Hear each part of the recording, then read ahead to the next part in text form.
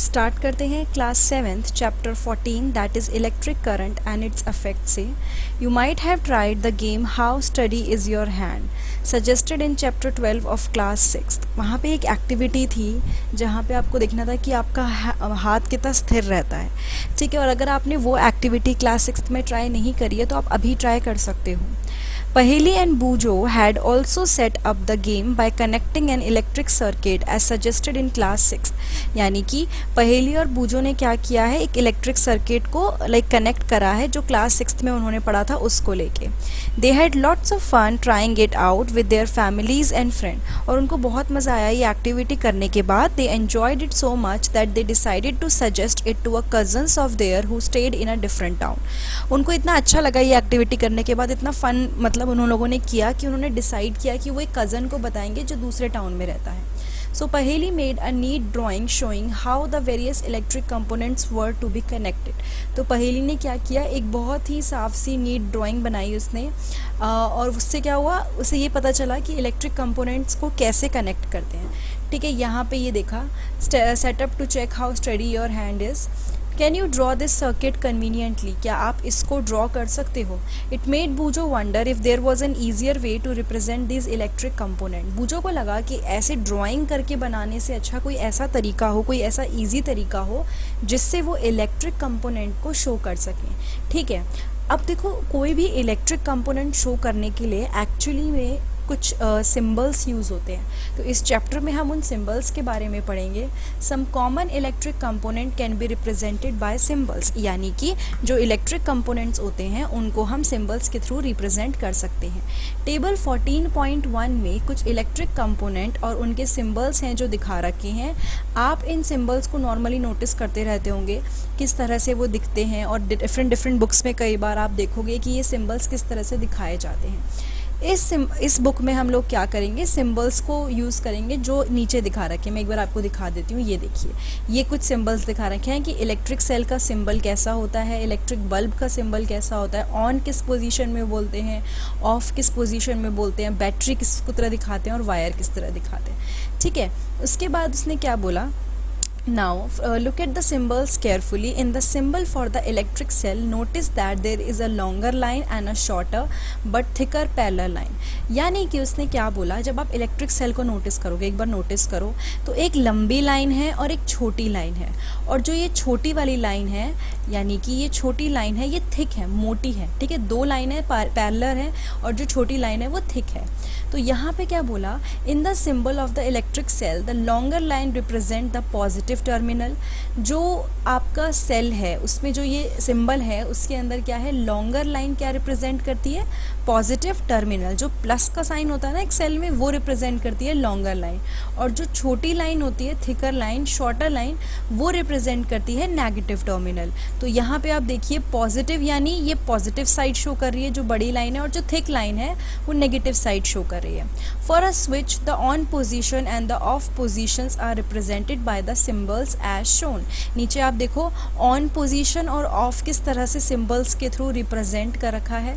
उसके बाद है, the wires use to connect the various component in a circuits are represented by lines.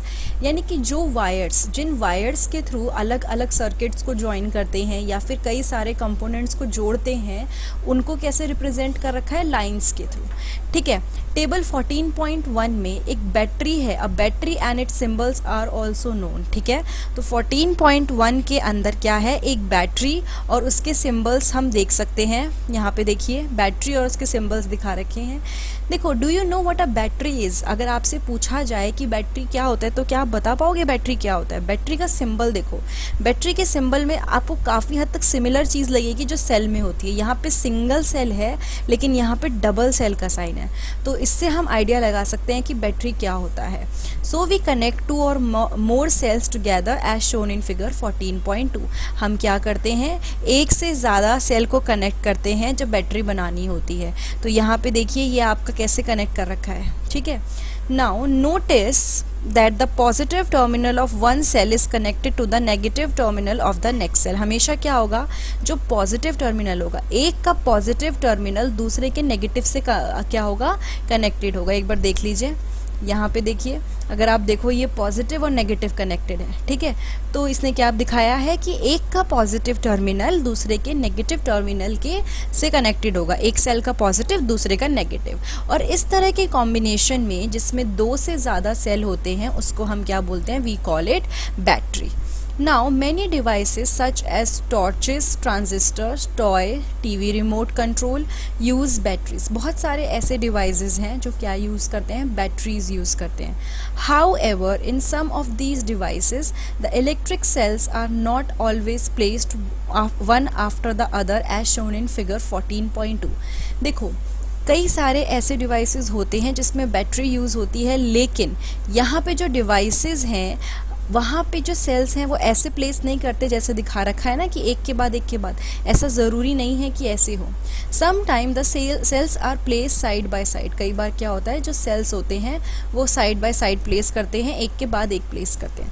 Then how are the terminals of the cell connected. अगर एक के बाद एक हम कनेक्ट नहीं करते तो किस तरह से ये टर्मिनल कनेक्ट हो जाते हैं, यानी इस तरह से अगर नहीं रखते हम तो टर्मिनल कनेक्ट कैसे होते हैं। Look carefully inside the battery compartment of any device.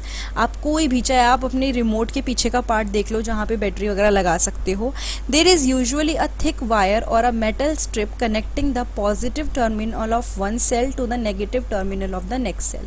वहाँ पे एक मोटी सी वायर होगी जो क्या कनेक्ट करेगी, एक मेटल स्ट्रिप भी हो सकती है या थिक वायर भी हो सकती है, जो पॉजिटिव टर्मिनल, एक सेल के पॉजिटिव टर्मिनल को दूसरे सेल के नेगेटिव टर्मिनल से कनेक्ट करती है। In order to help you to place the cells correctly in the battery compartment, plus and negative symbols are usually printed there। और आप ढंग से प्लेस करो, आप गलती ना करो प्लेस करते टाइम, इसलिए वहाँ पे प्लस और नेगेटिव सिम्बल्स भी बने होते हैं। Now how can we connect the cells to prepare battery for our activities। हम कैसे कनेक्ट कर सकते हैं सेल को ताकि हम अपनी खुद की बैटरी बना पाएँ अपनी एक्टिविटीज़ के लिए। You may make a cell holder as shown in figure 14.4। आप एक सेल होल्डर बना सकते हो जैसे 14.4 फिगर में शो किया है, एक वुडन ब्लॉक यूज़ करके, 2 आयरन स्ट्रिप और रबर बैंड यूज़ करके। It is necessary that the rubber band holds the metal strip tightly. और देखो ये जो रबर बैंड दिखा रखा है ना, ये ब्लू रबर बैंड है, तो ज़रूरी है कि जो ये रबर बैंड है ये क्या करे, इस मेटल को बहुत टाइटली पकड़ के रखें। You could also buy cell holders from the market for making batteries. आप क्या कर सकते हो, सेल होल्डर मार्केट से ख़रीद सकते हो ताकि बैटरी बना सको 2 या 2 से ज़्यादा इलेक्ट्रिक सेल्स के लिए। Place the cell in them properly. और आप क्या कर सकते हो, ये देखो सेल होल्डर ऐसा दिख रहा है, इसके अंदर आप क्या कर सकते हो, अच्छे से आपको सेल रखना है लाइक ऐसे कि जो पॉजिटिव साइड है वो दूसरे के नेगेटिव टर्मिनल से कनेक्टेड हो। फॉर एग्जांपल यहाँ पे देखो, अगर इधर की तरफ नेगेटिव आएगा, मैं यहाँ शो कर देती हूँ, यहाँ नेगेटिव आएगा तो यहाँ पे क्या आना चाहिए, यहाँ पे पॉजिटिव आना चाहिए। इस तरह से आपको शो करना है। फॉर एग्जाम्पल यहाँ पे एक तरफ नेगेटिव, अगर एक तरफ नेगेटिव आ रहा है तो एक तरफ पॉजिटिव आएगा। ये चीज़ का हमें सेल होल्डर में भी ध्यान रखना होता है। Connect a piece of wire each of the 2 metal clips on the cell holder as shown in figure 14.5। आप क्या करोगे, आप पीस ऑफ वायर से कनेक्ट करोगे, your battery is ready for the use. ये आपने देखे होंगे कई दफ़ा, मतलब कई बार देखने को मिलते हैं ये। The symbol used for representing a battery is shown in table 14.1। जो सिम्बल बैटरी दिखाने के लिए यूज़ होता है वो ये है, ठीक है। Let us now draw a circuit diagram of an electric circuit using symbol shown in table 14.1। अब हम क्या बनाने वाले हैं, एक सर्किट डायग्राम बनाएंगे हम लोग क्या यूज़ करके, वो सिंबल जो कि टेबल 14.1 में दिए। देखो जब हम बड़ी क्लासेस में और जाएंगे हम देखेंगे कि सिंबल्स एक्चुअली कैसे यूज़ होते हैं। अभी के लिए आपको एक इंट्रोडक्शन काइंड ऑफ चैप्टर है जिसके थ्रू आपको समझ में आएगा कि अच्छा सिंबल इस तरह से यूज़ होता है, ठीक है। नाउ एक्टिविटी 14.1 पे आ जाते हैं। Make the electric circuit shown in figure 14.7। यहाँ पे क्या होगा, जो इलेक्ट्रिक सर्किट है वो 14.7 में जो दिखाया गया है उसको हम बनाने की कोशिश करेंगे। यहाँ पे देखो ये वाला, ठीक है। इसके लिए क्या होगा, you used a similar circuit in class 6 to make a electric bulb glow. आपने 6th क्लास में same kind of circuit use किया था ताकि जो इलेक्ट्रिक बल्ब है वो ग्लो करे। जो आपकी, अगर आप बुक्स खोल के देखेंगे, अगर जो भूल गए हैं उनको याद आ जाएगा। Do you remember that the bulbs glow only when the switch is in the on position. यानी कि बल्ब तभी ग्लो करता है जब स्विच किस में है, ऑन पोजीशन में है, ठीक है। उसके बाद उसने क्या बोला है, bulb glow as soon as the switch is move to the on position. Bulb bulb तभी ग्लो कर जाता है जैसे ही वो ऑन पोजीशन में मूव करता है। Copy this electric circuit in your notebook. अब आप क्या करोगे, ये इलेक्ट्रिक सर्किट को अपनी नोटबुक में कॉपी करोगे। Make also a circuit diagram of this circuit using symbol for the various electric component. आप एक सर्किट डायग्राम भी बनाओगे जिसमें आप क्या करोगे, सिंबल्स यूज करोगे अलग अलग इलेक्ट्रिक कंपोनेंट्स के लिए। जो भी अलग अलग चीज़ें हैं, चाहे वो सेल है, वायर है, उसके लिए आप सर्किट डायग्राम बनाओगे। Is your diagram similar to the one shown in figure 14.8? जो आपने डायग्राम बनाया है वो क्या इससे सिमिलर है जो यहाँ पे आप डायग्राम देख सकते हो? उसके बाद उसने बोला it is much easier to draw a circuit diagram using symbols. यानी कि अगर आप एक सर्किट डायग्राम बनाते हो और सिंबल यूज़ करके बनाते हो तो वो बहुत ईजी है। Therefore, we generally represent an electric circuit by its circuits diagram। इसीलिए हम क्या करते हैं, जब भी हम एक इलेक्ट्रिक सर्किट को दिखाना होता है तो हम उसका सर्किट डायग्राम बनाते हैं। Figure 14.9 shows another circuit diagram. जो 14.9 है वो एक और सर्किट डायग्राम शो कर रहे हैं, सॉरी यहाँ पे दिस वन। उसमें क्या है, आप देखो is it identical to the circuit diagram shown in figure 14.8? क्या ये 14.8 से सिमिलर है? अगर आप ध्यान से देखोगे तो यहाँ पे आपको ऑन और ऑफ का डिफरेंस दिखेगा। आप ये पार्ट देखिए, आपको डिफरेंस दिखेगा, ठीक है? तो क्या वो सिमिलर है? Recall that the bulb glows only when the switch is in the on position. यानी कि बल्ब तभी ग्लो करेगा जब स्विच ऑन पोजीशन में है, ठीक है? और जो इलेक्ट्रिक सर्किट है वो पूरी तरह से क्लोज्ड है। तो इलेक्ट्रिक सर्किट, उसका डायग्राम ये हो गया सर्किट डायग्राम का। नाउ नोट, यहाँ पे एक और पैराग्राफ है, ये भी पढ़ लेते हैं।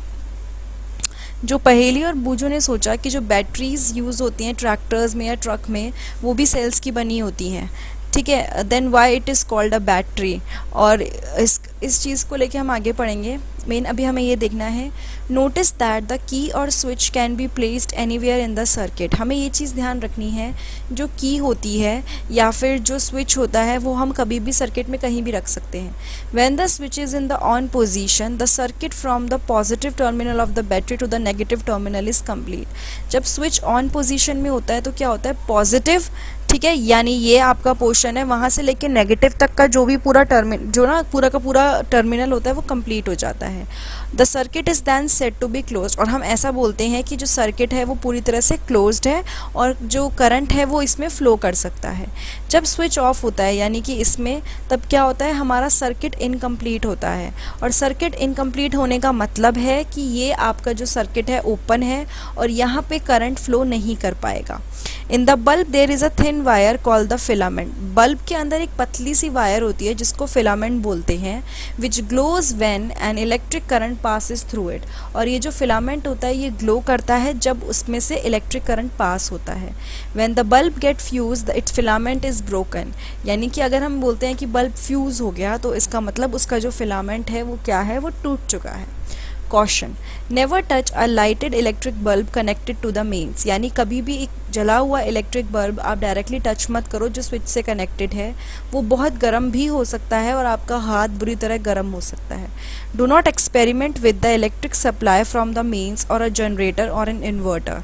यानी कि कभी भी एक्सपेरिमेंट जो भी आप करना चाह रहे हो मेन स्विच से या फिर जनरेटर और इन्वर्टर के साथ मत करो। You may get an electric shock. आपको हो सकता है कि इलेक्ट्रिक शॉक लग जाए जो काफ़ी डेंजरस हो। Use only electric cell for the activities suggested here. यहाँ पे जो भी एक्टिविटीज़ बोली गई हैं उसके लिए आप इलेक्ट्रिक सेल्स यूज़ करो। If the filament of the bulb is broken, अगर एक फिलामेंट है बल्ब का जो टूटा हुआ है तो क्या सर्किट कंप्लीट होगा? तो क्या बल्ब ग्लो करेगा? नहीं, ऐसा नहीं होता। आप नोटिस करते होंगे कई बार जो ग्लोइंग इलेक्ट्रिक बल्ब होता है वो गर्म हो जाता है। Do you know why?